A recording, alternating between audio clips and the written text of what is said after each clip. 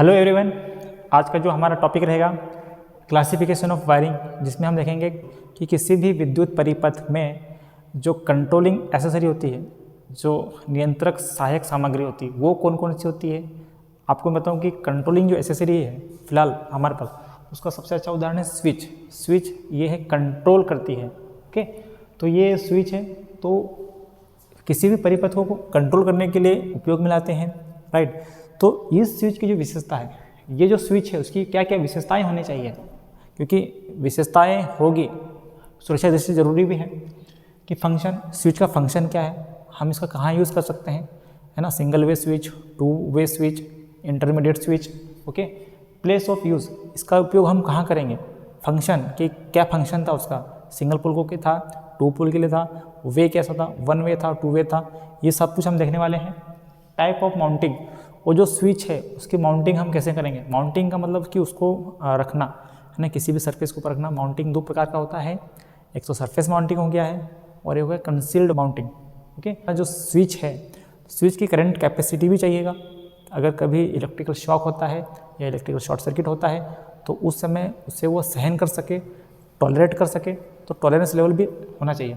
Working voltage की, परिचालन voltage की, कितने वोल्टेज पे हमारा जो स्विच है वो काम कर रही है या कर रही है। जैसे कि इंडियन स्टैंडर्ड जो पहले का जो वीडियो था, ब्यूरो ऑफ इंडियन स्टैंडर्ड के हिसाब से देखा जाए तो स्विच जो होता है 220 वोल्ट, 440 वोल्ट, है ना, इस तरीके की डिज़ाइनिंग की जाती है। हालांकि 220 वोल्ट तो single way switch, to way switch, intermediate switch के लिए मतलब के तक ही सीमित होती है ना। तो वर्किंग वोल्टेज देखेंगे। सबसे पहले देखेंगे टाइप ऑफ स्विच, वो कैसा काम करेगा। आपको थोड़ी सी आगे की जानकारी ये दे दूं इन्फॉर्मेशन के लिए। जैसे कि मान लो कि कोई इलेक्ट्रिसिटी स्टूडेंट काम कर रहा है या फिर कोई व्यक्ति जो अपना घर बना रहा है, तो घर में इस प्रकार की एसेसरी की आवश्यकता कमोबेश होती है। और जो बिजली मिस्त्री है या जो हमारा ठेकेदार है, हम अगर उससे थोड़ा सा तकनीकी रूप से बात करेंगे कि भैया हमारी जो वायरिंग है कुछ इस तरीके से होना चाहिए, ये इंटरमीडिएट स्विच होना चाहिए, ये ICTP स्विच होना चाहिए, उसकी BSI मानक कैसा होना चाहिए, ISI मार्क होना चाहिए, तो वो जो बंदा है, जो मिस्त्री है, वो आपका जो वायरिंग है उसको साउंड करेगा, मतलब कि काफ़ी अच्छे से वो वायरिंग करके जाएगा। वरना जो बाज़ार में जो मार्केट का माहौल है वो आप जानते हैं अच्छे से, राइट। तो ये चीज़ें आपको तर्क वितर्क करनी पड़ेगी वहाँ पर, है ना। तो देखें कि जो टाइप ऑफ स्विच है वो कौन कौन से हैं। Single pole one way, single pole two way. बहुत स्टूडेंट को कन्फ्यूज़न ये होता है कि वे क्या होता है, पोल क्या होता है, पोल ही वे है, वे ही पोल है, क्या है, देखेंगे आगे। इंटरमीडिएट स्विच, है ना, जिसको माध्य स्विच कहता हूँ मैं, वैसे बेल स्विच पुश करना, है ना। तो पुश जो उसको खींचने पे जो घंटी बजेगी, बेल स्विच, वो भी एक प्रकार है स्विच का, कह सकते हैं। Ceiling switch, ceiling fan switch, जो सीलिंग फैन है, पुश घंटी वाली जो है उसको हम दबाते हैं, ऑन होता है और फिर घंटी बजती है। सीलिंग जो स्विच है इसको हम पुश करते हैं, मतलब खींचते हैं, तो खींचने के बाद में ये पंखा हमारी चलती है। तो ये नो माउंट नीड होता है, मतलब कि इसके माउंट करने की आवश्यकता नहीं होती है सीलिंग को, क्योंकि वो तो लटकता है। ओके, देखेंगे आगे कि कैसे लटकेगा वो। Double pole switch, double pole, neutral और फेज, ये कॉन्सेप्ट आपका क्लियर हो गया कि पोल क्या होता है। पोल केवल खंबा ही नहीं होता है, पोल मतलब ये होता है कि न्यूट्रल और फेज, ये भी हमारा पोल ही है। ओके, इलेक्ट्रिशियन जब हम वायरिंग करते हैं तो ऐसे शब्दों से हम 2-4 होते हैं। DIPC, double pole iron clad, है ना, और तीसरा है ट्रिपल पोल आयरन क्लेड। ये दोनों स्विच है, इसमें माउंट की आवश्यकता नहीं है। देखें कि 8 प्रकार का जो हमारे पास फिलहाल में जो स्विच दिख रहा है आपको, एक में माउंट, इसकी माउंट की आवश्यकता नहीं है, इसमें माउंट की आवश्यकता नहीं है, और जो ICTP है उसमें भी माउंट की आवश्यकता नहीं है। तो थोड़ा सा आगे देखें कि जो सिंगल पोल है हमारा, वो कैसे काम करेगा, राइट। तो सिंगल पोल का जो हमारे पास सिंबल है, इसमें 2 टर्मिनल होंगे, ये 2 टर्मिनल। आने वाले समय में हम आपको किसी भी accessory, controlling accessory, outlet accessory, है ना, सेफ्टी एसेसरी, जनरल एसेसरी का सिंबॉलिक डायग्राम आपको अच्छे से बताएंगे, ताकि जो वायरिंग होती है वहाँ आवश्यकता होती है इस चीज़ की। ये सिंगल फेस एक ही है, और इसका यूज़ हम कहाँ करते हैं, लाइट, मतलब ये हो गया लाइट और पंखा।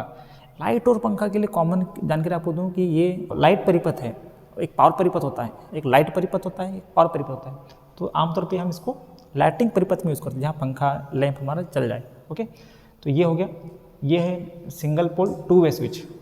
इसमें टर्मिनल कितने हैं, इसमें टर्मिनल है आपके 3 टर्मिनल है, ये है 3 टर्मिनल। इसका प्रयोग हम कहाँ करेंगे, सीढ़ियों की वायरिंग में हम प्रयोग करते हैं कि एक लैंप है उसको 2 जगह से कंट्रोल करना है, तो हम ये जो 2 वे स्विच का प्रयोग करेंगे।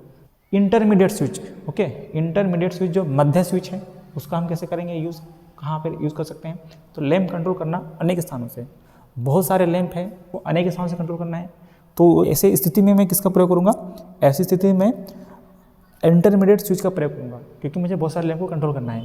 क्वेश्चन बनता है बेल पुश, यह स्प्रिंग से लोडेड होता है, ओके, तो ये जो स्प्रिंग से लोडेड होता है, जैसे उसको मैंने प्रेस किया तो बजी घंटी, बजर बजी, उसके बाद में जैसे मैं रिलीज़ किया, छोड़ दिया तो अपने यथास्थान पे आ जाती है। तो ये लोडेड वाला है स्प्रिंग का। ध्यान रखिएगा कि जो स्प्रिंग की मैंने चर्चा करी थी, है ना, तो वो रजिस्टिव होना चाहिए, ओके, क्योंकि हम एसेसरीज के इसमें विस्तार से बताया कि स्पेसिफिकेशन क्या होना चाहिए किसी भी एसेसरी का, उसमें बताया गया है। सीलिंग स्विच, पेंडेंट स्विच, लटकन स्विच, और शुद्ध हिंदी में कहें तो निलंबित, वो लटकते रहता है या निलंबित रहता है सीलिंग से, छत से, तो ये हो गया हमारे पास सीलिंग स्विच, ओके। इसका प्रयोग हम पंखा के इसमें करते हैं, है ना, जो सीलिंग जो पंखा होता है किचन वगैरह में। तो ये जो पंखा कितने प्रकार के होते हैं, है ना, पंखा के टाइप्स कौन से हैं, उसका यूजेस कौन सा है, उसका ब्लेड, उसका स्पेसिफिकेशंस, ये आने वाली वीडियो में हम बताएंगे। कि अभी तो हमने आपको यहाँ पे सीलिंग पंखे की बात करी, ओके, जो किचन पंखा वगैरह है। तो यहाँ पे जो स्विच है उसका प्रयोग हम करेंगे सीलिंग स्विच, ये भी होता है। वॉशरूम में भी इसको यूज़ करते हैं। बेडरूम में इसका यूज़ करते हैं। थोड़ा सा समझिएगा इसका एप्लीकेशन कैसे कार्य करेगा। वॉशरूम में अगर कोई गया नहाने या फिर वो पानी के टच में आ गया, वाटर के संपर्क में अगर आता है, तो उसका प्रतिरोध न्यूनतम से न्यूनतम हो जाता है, ओके। अगर इस हालत में उसने अगर स्विच को टच किया और स्विच में लीकेज करंट है, मतलब कि रिसाव धारा भी है, तो उस व्यक्ति को घातक शॉक, घातक झटका लग सकता है, क्योंकि उस वक्त में उस व्यक्ति का प्रतिरोध बहुत कम हो गया। इसलिए आपको सलाह दी जाती है, इसलिए आपको हिदायत दी जाती है कि जब आप नहा करके आते हैं तो स्विच सॉकेट को हाथ ना लगाएं जब तक कि आप गर्म ना हो जाए, ओके। तो आप शुष्क हो जाएंगे तो आपकी बॉडी का प्रतिरोध बढ़ जाएगा। तब इस हालत में अगर आप हाथ लगाते हैं तो भी आप बचने की स्थिति में होते हैं। तो ये मोटी जानकारी थी आपके लिए। बेडरूम में कैसा कि किसी को ठंड का समय है या फिर बेड जो रूम है वहाँ से उसने इसको पुश किया और बंद हो गया, तो ये यूज़ में आ रही है यहाँ पर। ICDP iron clad double pole जो घरेलू वायरिंग स्थापन में आवश्यक रूप से लगता ही है। देखिए कैसे इसका प्रयोग वहाँ करेंगे हम कि मेन सप्लाई जो इलेक्ट्रिसिटी बोर्ड से डिस्कॉम कंपनी, जो डिस्ट्रीब्यूशन कंपनी से आ रही है सप्लाई, उसको कट आउट करने के लिए या फिर उसको बंद करने के लिए हम यूज़ करते हैं इसका, है ना। इसका खासियत ये है कि फेस और न्यूट्रल दोनों को एक साथ कंट्रोल करता है, इसलिए इसको बोलते हैं डबल पोल। जैसे आपको बताया था कि डबल पोल न्यूट्रल और फेस या फेस न्यूट्रल कंट्रोल करने के यूज़ में आता है।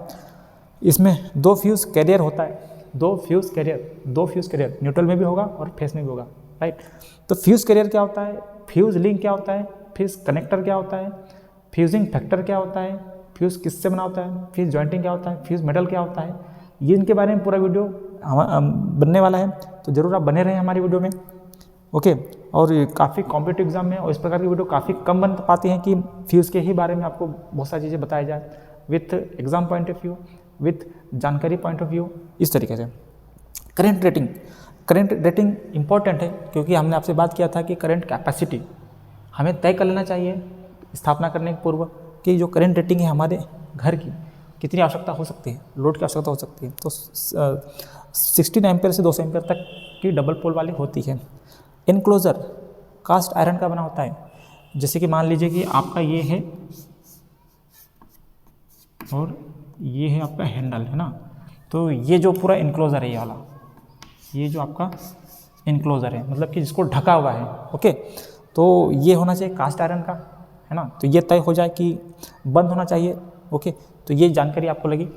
इसके अलावा ICTP iron clad triple pole, ये इंपॉर्टेंट है क्योंकि पावर सर्किट, ये जो मेरे पास है पावर सर्किट, है ना, तो पावर सर्किट 3 फेज कनेक्शन के लिए, इसके अतिरिक्त 3 फेज डोमेस्टिक इंस्टॉलेशन, अगर किसी भी जगह पे डोमेस्टिक इंस्टॉलेशन 3 फेज करना है, जैसे आटा चक्की, तो आटा चक्की के लिए हम लोग इस प्रकार का जो ICTP स्विच वो लगाएंगे। तो इसकी विशेषता देखें, इसके क्या अभिलक्षण हो सकते हैं, वो क्या है। 3 फ्यूज़ कैरियर होगा, 3 फ्यूज़ कैरियर होगा, तीनों ही फेज़ों में इसका फ्यूज़ कैरियर होगा जो कि वाहक होगा। ओके, जैसे कि मान लीजिए आप साइकिल में बैठे हैं और साइकिल जो है उसमें पीछे कैरियर रहता है, उसमें आप बैठ जाते हैं तो कैरियर हो गया। तो ठीक उसी प्रकार फ्यूज़ जिसमें बैठ जाता है, जिसमें फ्यूज़ बैठता है उसको कहता हूँ मैं फ्यूज़ कैरियर। ओके, तो इसका इंसुलेशन क्या होगा, किस चीज़ का बना होगा, ये आने वाली वीडियो में हम बताएंगे अच्छे से। न्यूट्रल लिंक भी होगा। न्यूट्रल लिंक की आवश्यकता इसलिए पड़ी है कि 3 फेज़ कनेक्शन से हमारे बहुत सारे अप्लायंसेस उपकरण जुड़े हुए हैं और सभी उपकरण को अगर हमने न्यूट्रल दे दिया तो रन करेगा, वो चलेगा।